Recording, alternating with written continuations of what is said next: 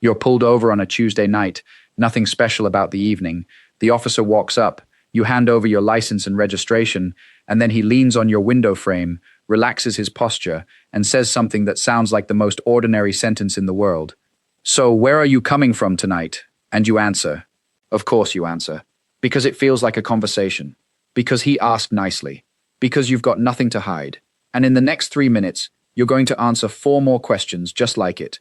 And by the end, without realizing what happened, you will have built the officer a case he didn't have when he walked up to your window. Not because you confessed to anything, but because you talked. And talking is all it takes. There's a video that's been watched millions of times. A man is stopped at a checkpoint. The officer leans down and starts the usual questions. Where are you headed? Have you had anything to drink tonight? And the driver says 5 words, calmly, politely, without a flicker of attitude. I don't answer questions, officer. And then he waits. And the officer stands there, because there's nowhere to go, no thread to pull, no contradiction to catch, no nervous sentence to turn into suspicion, just a calm, polite person who handed over his documents and closed the door on everything else. The officers looked at each other, and the driver went home. Those 5 words are not magic, and they're not a loophole. They are a constitutional right that has been in this country's foundation since the day the Fifth Amendment was written. And today I'm going to show you exactly why they work, when to say them, and the single most important thing you must understand, so those 5 words never backfire on you. I'm James Calloway. I spent 12 years as a criminal defense attorney across 3 states, and I can tell you from the wrong side of an interview room table that more people talk themselves into a charge than are ever caught by evidence. The officer's greatest tool isn't a breathalyzer or a K9 unit. It's your mouth. And these 5 words close it at exactly the right time. This isn't legal advice. It's the plain English version of a right you already have, but have probably never been taught to use. And before we go further, let me say this clearly. Most officers are decent people doing hard work. Nothing I'm about to tell you is anti-police. These questioning techniques are trained, and they work because people don't realize they're happening. Knowing them makes you calm, not difficult. And a calm, informed person is the one who drives home. So let me show you why those questions are not what they seem.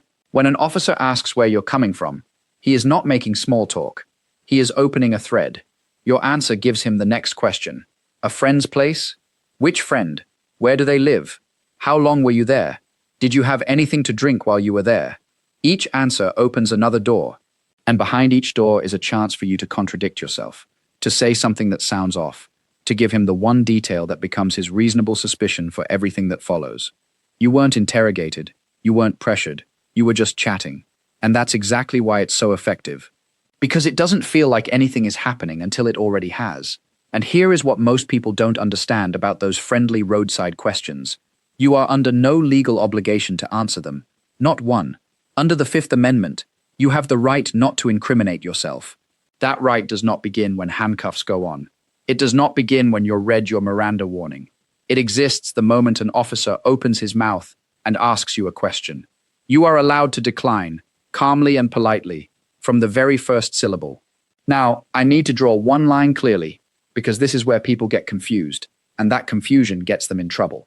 There is a difference between identifying yourself and answering questions. When you're driving, you must provide your license, your registration, and your proof of insurance. In many states, if you are lawfully detained on foot, you must give your name. Those are legal obligations, and you meet them without hesitation. But, where are you coming from, is not identification. Have you had anything to drink is not a document. What's in the bag is not your name. Those are investigative questions, and you have every right to decline every single one. The obligation is your identity and your documents. The story of your evening is not on that list, and never has been. So here is what the 5 words actually do, and why they are so much more powerful than people realize. When you say, I don't answer questions, calmly and without attitude, you are doing 4 things at once. First, you are shutting down every thread before it starts. The officer cannot pull on a string you never gave him. No answer means no contradiction. No contradiction means no suspicion. No suspicion means no grounds. Second, you are making it clear that your silence is intentional and constitutional, not evasive. You haven't gone quiet because you're hiding something. You've stated a position. That distinction matters legally. Third, you've set a boundary that is almost impossible to cross without it being obvious. Every question he asks after that sentence is a question you've already told him you won't answer. If he keeps pushing, the record shows pressure, not cooperation. And fourth, you've taken the single most common tool of a roadside encounter and made it useless. The entire strategy of casual questioning relies on the person not knowing they can stop it. The moment you show that you know, the strategy collapses. Let me show you how this looks, because hearing it played out is worth more than any explanation. Two drivers, same road, same checkpoint, same officer. The first driver, a woman named Michelle, rolls down her window. Evening. Where are you headed tonight? Oh, just coming back from my sister's place. Have a good time? Anything to drink over there? I mean, I had one glass of wine like 3 hours ago, but I'm totally fine. And just like that, she has given an officer who had no reason to suspect impairment a reason to suspect impairment. She told him. He didn't find it. The breath test comes out. An hour of her life is gone, and it started with one friendly question she didn't have to answer. Second driver. Same checkpoint. Evening. Where are you headed tonight? I don't answer questions, officer. Here's my license and registration. A pause. Have you had anything to drink? I don't answer questions, but I'm happy to cooperate with anything you need document-wise. The officer looks at him. There's nothing to work with. No thread, no admission, no suspicion.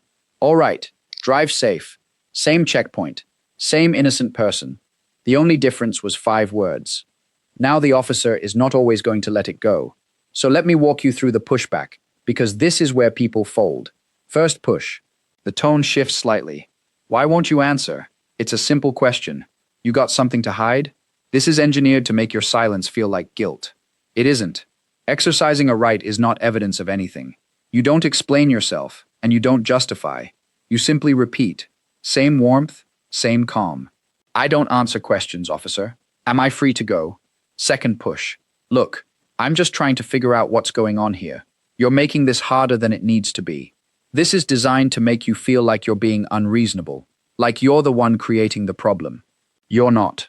You're a person sitting in your own car, exercising a right that existed before the officer was born. You hold the line. I understand, officer. I don't answer questions. Am I being detained, or am I free to go? Third push. The bluff. All right, step out of the car. If he has a lawful basis, a genuine suspicion of impairment, probable cause for a search, then it's a lawful order and you comply. You step out, you don't resist, but you continue to not answer questions, because stepping out of your car does not change the Fifth Amendment. And if he doesn't have a basis, if this is pressure, because his questions hit a wall, then you ask calmly, what's the reason, officer? And you let the silence after that question do the work. A bluff has no answer to a calm request for a reason. And let me say this, because it matters more than anything else in this video. These 5 words only work if the delivery is right. Calm, polite, respectful, no smirk, no attitude, no I know my rights energy that turns a routine stop into a confrontation. The people who go viral for the wrong reasons are almost never wrong about the law. They're wrong about the tone. You can be completely right and still make the officer feel challenged, and a challenged officer reaches for tools he might not otherwise have touched. So the 5 words are never delivered as a weapon. They are delivered as a boundary. Warm, firm, quiet. The kind of sentence you'd say to anyone you respected but weren't going to budge for. And knowing exactly when to speak, when to stay silent, and how to tell the difference between a lawful order and a fishing trip is the reason I put together a short, plain English guide to your rights in any encounter with law enforcement. It's called the Know Your Rights Guide, and it lays out the exact words for every common scenario. The roadside, your front door, on foot, and on your phone, so that the right response is already in your head before the blue lights ever show up. I'm not going to give you a hard sell. If this has been useful, the link is in the description whenever you want it. So let me bring it home. Your documents are theirs. Hand them over without a fuss. Your story is yours. Keep it without apology. I don't answer questions is not rude. It is not suspicious. It is not an admission. It is 5 words that take the most powerful tool in a roadside encounter and switch it off. The people who drive home from these stops are not the ones who argued the loudest, and not the ones who handed over their entire evening because a friendly voice made them feel it would be rude to stop talking.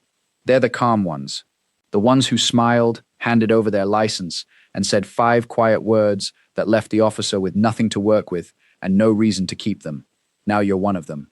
If this helped you, send it to one person you care about who drives, because the middle of a stop is the worst possible time to learn that you didn't have to answer. And subscribe because every week I break down one more of these moments in plain English, so the next time it's you sitting there with lights in the mirror, you already know the game. I'm James Calloway. Know your rights. 5 words is all it takes.